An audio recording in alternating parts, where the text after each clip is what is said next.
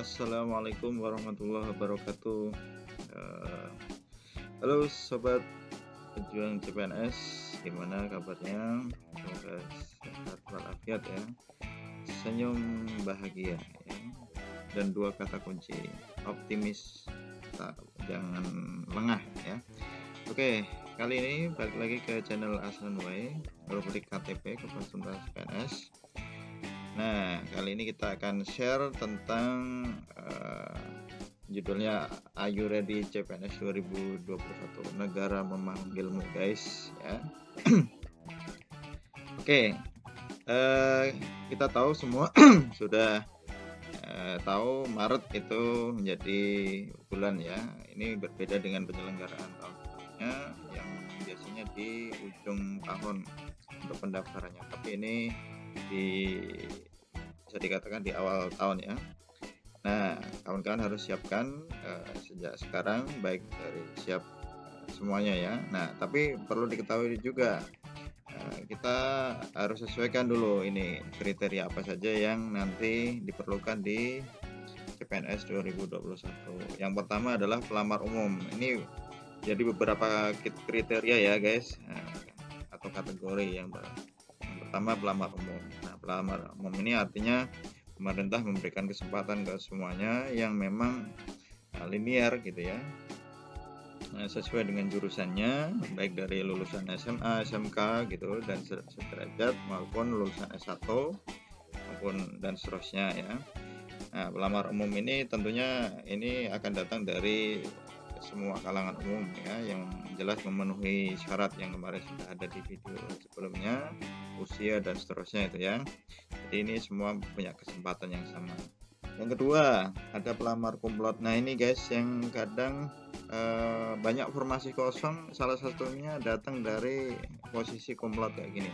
Jadi kawan-kawan yang kumlot jangan malu-malu ya, kita bukan untuk sombong nilai kita kuliah itu bagus, tapi justru tunjukkan bahwa memang nilai yang bagus itu bisa daftar kemudian bisa diangkat jadi PNS yang tentunya itu akan membantu negara kan ya.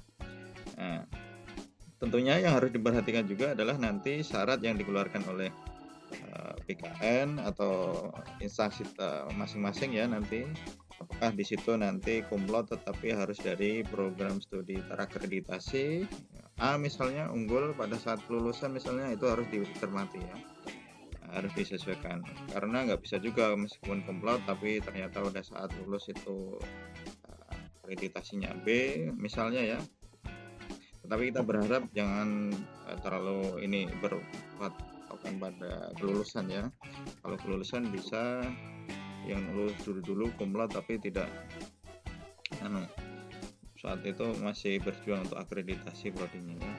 Selanjutnya ada pelamar disabilitas ya. Ini juga artinya memang negara ini komplit sekali ya, benar-benar menjamin hak warga negaranya tanpa terkecuali untuk bisa mendaftar gitu ya, berpartisipasi dalam atau menjadi abdi negara.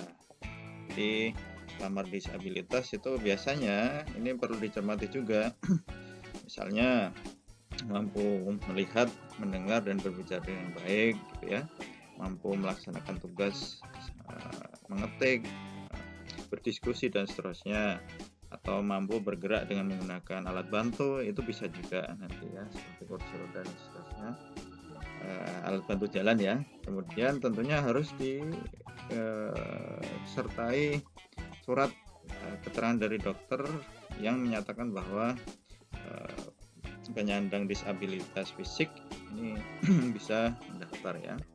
Kemudian yang selanjutnya adalah kriteria dari putra-putri Papua dan Papua Barat.